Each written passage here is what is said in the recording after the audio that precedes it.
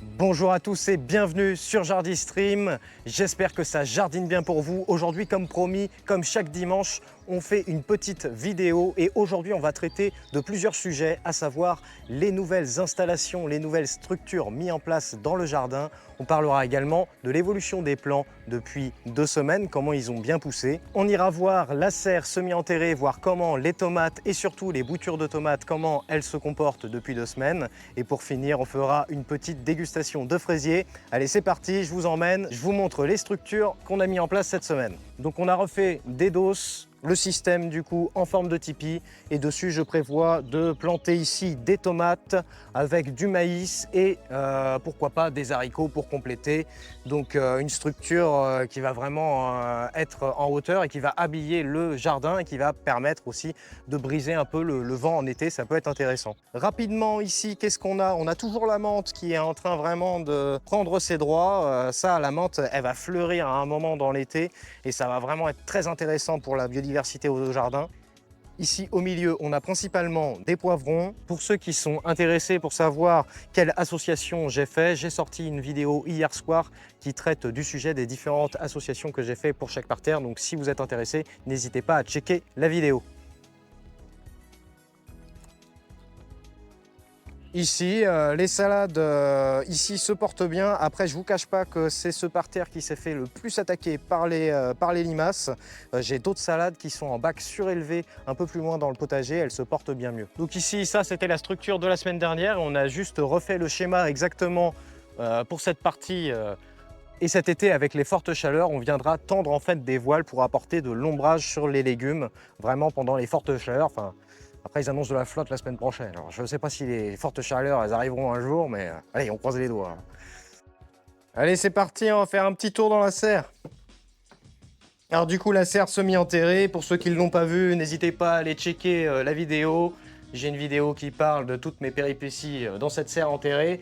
Alors la semaine dernière, on avait déjà les tomates qui avaient bien poussé, mais alors là, c'est le festival de la tomate ici, hein. Moi, je pense que plus tard, ça va être n'importe quoi. Donc, dans la serre, il y a beaucoup de choses qui sont plantées. Il y a des tomates, des melons, des poivrons, des choses comme ça. Après, j'ai fait plein de vidéos qui traitent à ce sujet. Là, rapidement, on va voir combien les tomates elles mesurent. La semaine dernière, la gagnante, elle faisait 54 cm. Et c'était celle-ci. On va voir combien elle a poussé en 2 semaines pour voir un petit peu l'évolution. Et là, si je prends la feuille qui est la plus haute, on est à 87 cm. Belle progression quand même pour cette tomate. Mais à mon avis, elle est concurrencée par d'autres tomates. On va aller voir celle-là là-bas. Celle-là là-bas, je sais pas ce qu'il lui a pris, mais... Eh ouais, passe en tête à 1 mètre. 1 mètre. 1 mètre. Donc la tomate d'1 mètre. Après la mastodonte. La mastodonte, comment elle se porte? La mastodonte, elle nous fait plusieurs branches. On a les premières fleurs du coup qui arrivent. Moi j'avais supprimé du coup les premières fleurs pour booster un petit peu la ramification des tomates. Et puis là le but c'était vraiment d'avoir plusieurs tiges pour que ça grimpe vraiment sur le treillis et qu'on ait vraiment des tonnes de tomates. Donc là, je pense que cette tomate là, je vais la laisser. Là. Ça sera une des premières. À la mastodonte, on est à 92 cm pour la mastodonte. Et après, celles-là, elles sont pas hautes. Mais alors, là, je crois que c'est les tomates cerises qui sont à gauche. Et ça part en buisson. Donc là, je sais que... D'ailleurs, il faudra peut-être qu'on trouve une petite solution pour essayer de canaliser le pied. Parce que sinon, ça va pousser, hein. Donc voilà, rapide petit tour pour la serre. Globalement, après, sinon, tous les semis se portent bien. Bon, là, j'ai une barquette de salade qui a eu un peu chaud aujourd'hui. Mais une barquette de salade. Pas mal de tomates. Donc là, au niveau des tomates, je suis un peu à la bourre, je vous avoue. C'est ça d'avoir posté 3 vidéos dans la semaine. Après, ne vous habituez pas à ça, hein. Là, c'était vraiment exceptionnel. Là, je vais me concentrer un petit peu cette semaine. Et puis, c'est surtout que je vais garder ces tomates pour la peuplerie. Et ouais, la peuplerie, on en discutera la semaine prochaine. On va faire énormément de plantations la semaine prochaine parce qu'on est en plein dedans. Et là, le jardin, il commence vraiment à être complet. Donc, au bout d'un moment, je vais pas mettre des tomates partout quand même. Et les boutures de nos boutures de tomates, comment elles se portent? Ça fait 2 semaines. Ça fait 2 semaines. Donc là, ce que j'ai fait, c'est que je les ai pas changées d'endroit. Elles ont vraiment passé 2 semaines dehors, on voit, alors là, je vais essayer de mettre, donc là, on voit la racine qui dépasse du pot, ça veut dire que les boutures ont réussi, et que là, je pense que je vais les laisser encore une semaine ou deux, non, une semaine, je pense. Une semaine, parce que là, si la racine, elle dépasse, l'idéal, ça serait de la planter rapidement en pleine terre, et donc ça, je pense on va en mettre à la peuplerie aussi. Donc, puis d'ailleurs, je pense qu'on peut, vu comment ça pousse, on peut faire d'autres boutures. Donc ça, c'est un système très rapide, parce que là, si je ferais un semis de la graine pour avoir une tomate qui atteint cette taille-là, il me faudrait au moins 3-4 semaines. Hein. Donc là, en 2 semaines, vous avez un plant de tomates qui, visiblement, à l'œil nu, aurait déjà un bon mois, quoi. Donc, technique vachement intéressante, testée et approuvée par Jardistream. N'hésitez pas à vous abonner. Après, on verra les résultats si ça produit autant ou moins de fruits qu'un plant mère. Donc ça, je vous tiendrai informé au fur et à mesure des récoltes cet été. Donc là, c'est parti, on va faire la dégustation des fraisiers. Hein. Ah, j'ai hâte. Bon, puis bah, sinon, les tomates qui étaient protégées avec la mini-serre, petit budget, on va dire. Hein, bah, les tomates, elles se plaisent très très bien, hein, elles ont bien poussé. Par contre, elles sont pas aussi grandes, elles font pas 1 mètre quoi, elles font pas 1 mètre comme dans la serre, mais ça viendra. Donc là, les salades depuis 2 semaines, bah, elles ont bien poussé. Là, j'en récolte une de temps en temps. Moi, j'en ai plein dans le jardin.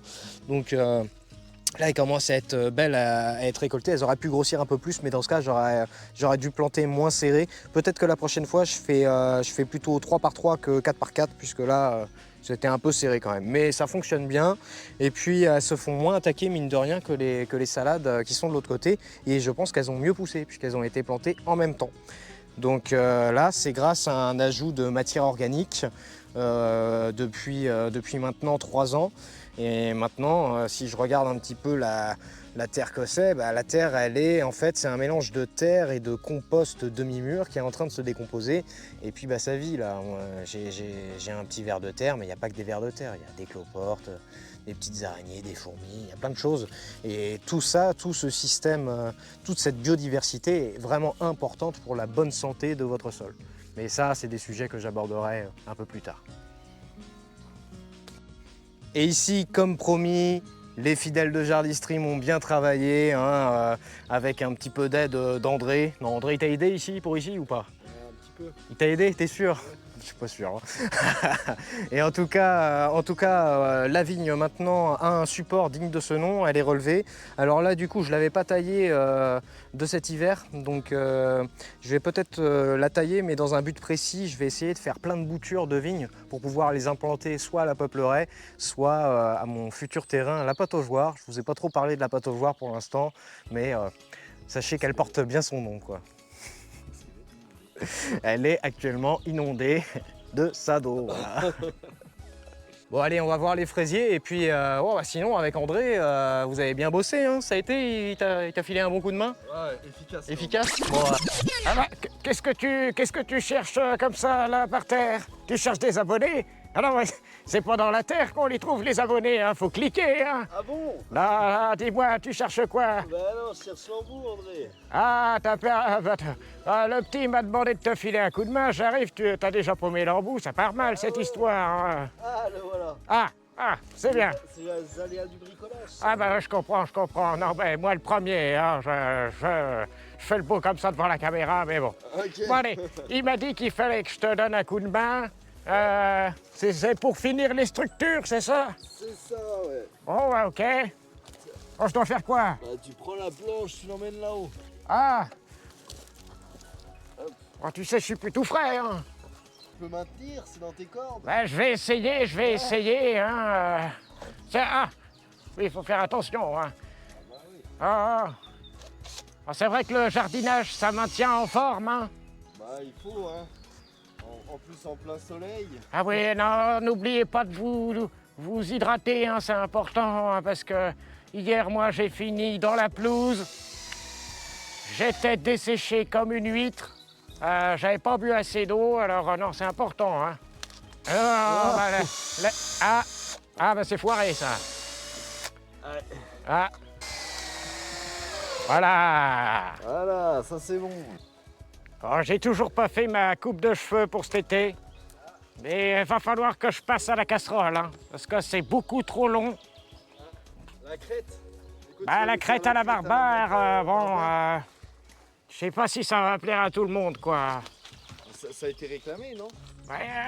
Il n'y a pas eu beaucoup de commentaires sur la crête à la barbare, donc non, moi je suis un peu là en demi-teinte, hein, je sais pas trop. Hein. Du coup, faut commenter si on veut voir une crête à la barbare. Ouais, voilà, mais après c'est pas obligé que ça soit que une crête à la barbare, hein. Vous pouvez proposer d'autres idées. Hein. Bon, et ben voilà, emballé, c'est pesé, c'est terminé. Et voilà. Bon bah Tranquille. écoute, hein, je te laisse finir le reste, hein, et Bah, puis vas-y, hein. moi je vais aller faire une sieste. Allez. Donc t'hydrater, André. Oui, je vais aller m'hydrater. Et n'oubliez pas de manger 5 fruits et légumes par jour. À la prochaine. Et n'oubliez pas de promouvoir Jardin Stream, hein. Travers le monde. Bon bah voilà, alors là, premier parterre de fraisier, j'ai 2 parterres de fraisier. Dans chaque parterre de fraisier, j'ai mis une plante aromatique. Ici, c'est de l'origan, aussi appelé la marjolaine, qui est une plante aromatique qui va permettre d'attirer énormément de pollinisateurs quand elle sera en fleurs.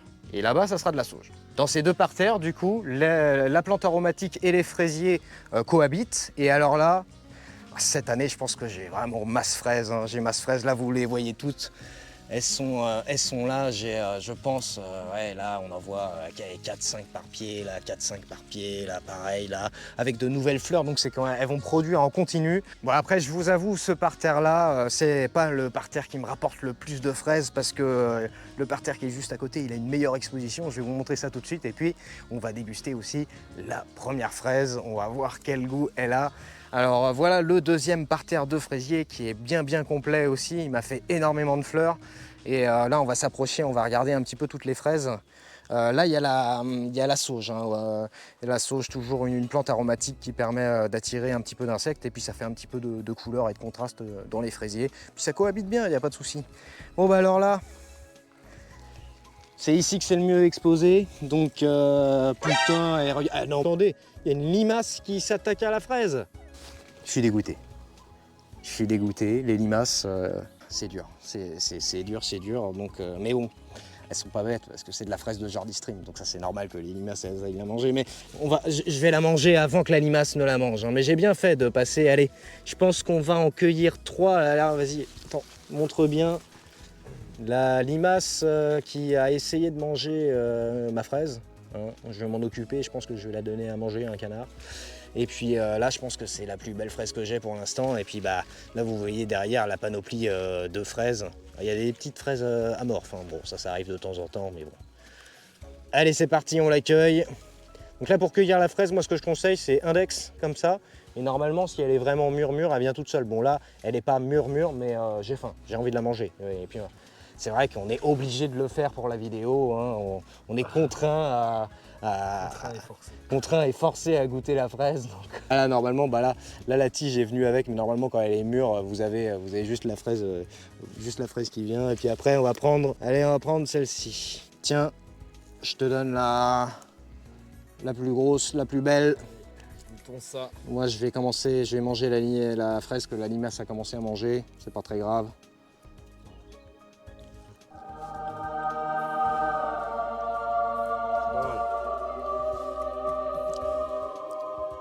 Je peux vous dire que c'est autre chose que la fraise que vous achetez en supermarché.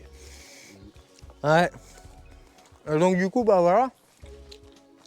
L'objectif, c'est de faire cette saison au moins un jour avec 1 kg de fraises ramassées. Et puis bah voilà, là vous voyez toutes les fraises qui vont arriver. Donc on vous tiendra au courant. Et écoutez, cette vidéo touche à sa fin. N'hésitez pas à vous abonner, à liker la vidéo. N'hésitez pas à mettre un commentaire, savoir si est-ce que vous aussi vous avez des fraisiers comme ça. Je ferai une vidéo plus tard dans la saison pour vraiment expliquer comment je fais un parterre de fraisiers de A à Z et surtout à quelle période, puisque c'est surtout ça qui est important pour avoir des bonnes fraises et quels sont les gestes à suivre, quels sont les gestes d'entretien. Mais ça, on en parlera au moment d'implanter des parterres de fraisiers. Donc bah voilà. Merci à tous d'avoir suivi cette vidéo.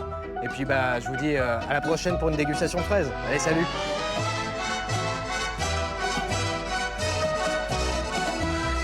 Emportés par la foule qui nous traîne, nous entraîne, écrasés l'un contre l'autre, nous ne formons qu'un seul corps. Et le flot sans effort nous pousse enchaîner l'un et l'autre et nous laisse tous deux épanouis, enivrés et heureux. Entraînés par la foule qui s'élance et qui danse une folle farandole, nos deux mains restent soudées. Et parfois soulevés nos deux corps enlacés s'envolent et retombent tous deux épanouis, enivrés et heureux. 5 mètres cubes, hein.